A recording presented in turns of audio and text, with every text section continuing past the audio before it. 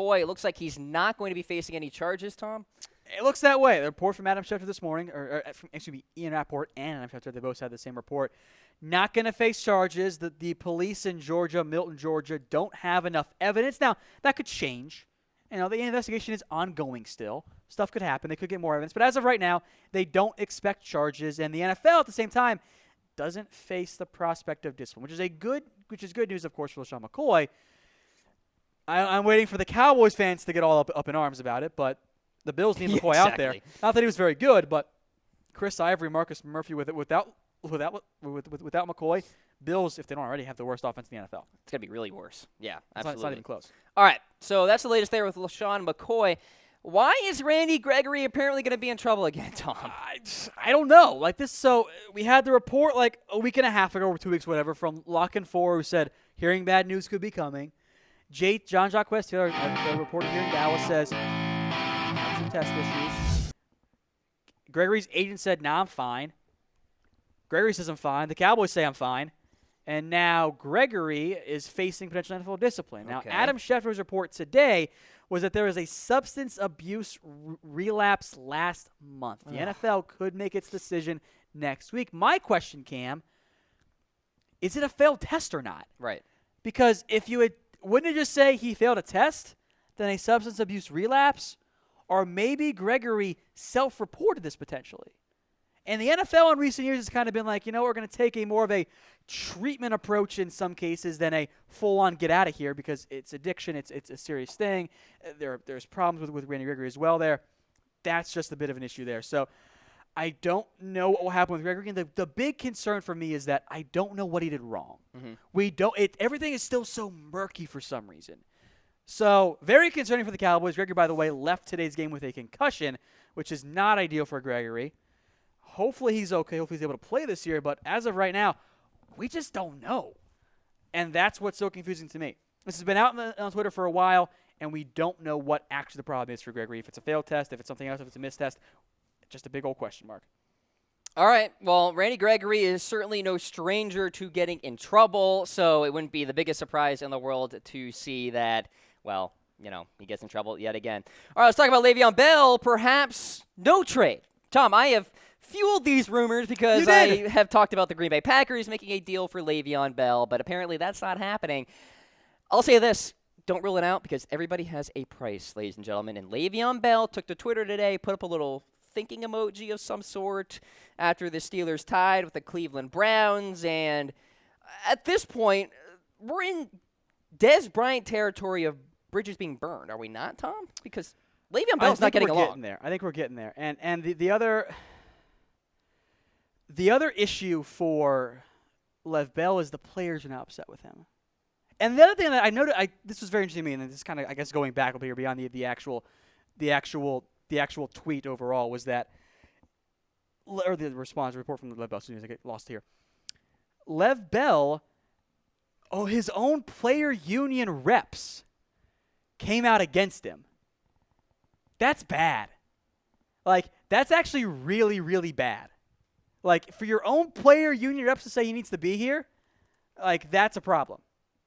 So Lev Bell, I don't think a trade will end up coming out here. I don't think we'll see a trade, but that's concerning. And by the way, Cam, James Conner looked pretty darn good this week. He did. I'm very happy. A lot of volume today. Guy you're always going to cheer for. Pittsburgh, brutal schedule coming up. Kansas City at Tampa Bay, and who knows what Tampa Bay the suddenly could be. Hot Bucks. Yeah, you got the Baltimore Ravens, Joe Flacco looking pretty darn hot as well, and the Atlanta Falcons have one of the more balanced rosters in the league too. So the Steelers got to figure it out in terms of Ben Roethlisberger because he can't turn the football over 3 times. Can't do it. So we'll see what happens going forward. No Le'Veon Bell trade for now. Meanwhile, Martavis Bryant, he might need a new career, Tom. Sounds like a year-long suspension for him. Facing a year-long suspension. NFL's reviewing the matter. Could make a decision this week. It would be Bryant's 3rd suspension in 4 years. He's not going to play again in the NFL. No. He's done. I don't think so. I mean, if I know that there's counseling and there are other issues beyond just smoking marijuana, and that really shouldn't be a big deal, but those are the rules of the NFL. And in the end, it's an addiction test, and it's for some players, it's just almost a stupidity test. Right. Just don't smoke weed. Stay off the weed. And we have no problem with marijuana. very few people do. But if the rules say don't do it, If your employer says don't do it. probably shouldn't do it. Right. Just saying. All right, meanwhile, Joey Bosa was not in the game for the LA Chargers today. Could be missing more than just this one game, Tom. That's a big red flag for me. Yeah. All right. The fear for the Chargers, the top fear, is that he actually might have a fractured foot. That's a red flag. And now the Chargers said he's going to be good to go for week 1. Then he suffered a setback, and now Bosa's getting second opinions, and all of a sudden it looks more and more like, oh boy, is he actually going to be able to go? Like, and the they first need him couple for a weeks. Super Bowl run. We if they saw wanna make this one. week the Chargers really missed Joey Bosa out there. Yep. All right, let's talk about Carson Wentz. When is that return happening? ESPN saying it could be week 3. There's been some buzz out there that maybe Wentz would not return until October. So very much up in the air in terms of Carson Wentz's future. As of now, Nick Foles is their starting quarterback, but obviously they want the potential MVP in that lineup. We're all over the place right now with Carson Wentz. Might miss several weeks. Could be back by week 3. Not ruled out for week 2. Let's just wait. I think week 3 kind of makes some sense. He's not going to play in week 2. Maybe against the Colts, a really bad pass defense, get him some confidence, get him on the right track. But I just don't think you're going to see Carson Wentz make any real impact there, this year. It's going to take some time. So at least like in week 1. I mean, like he's not going to be there next week. He's not going to be there week 3. Don't rush him. He'll be fine long term. You're Wentz, 1-0. Wentz is going to be okay. You just beat a potential playoff team in the Atlanta Falcons with Nick Foles at your quarterback. So, I mean, yeah, if you're Philadelphia, if you're Doug Peterson, if you're the offensive staff there, you don't rush Carson Wentz back into the fray. That would be a little irresponsible. And obviously they're being very responsible about it right now. Meanwhile, with the Browns, did they try trading for Andrew Luck? How did this not leak out of the trade deadline? How did this not get leaked? This would have made the trade deadline awesome. Yeah, it would have. So Jay Glazer of Fox Sports says the Browns tried to trade for Andrew Luck at the deadline. The Colts said no. We don't know what the Browns offered. Might not have been all that great. But how crazy would that have been if we had had that rumor at the time?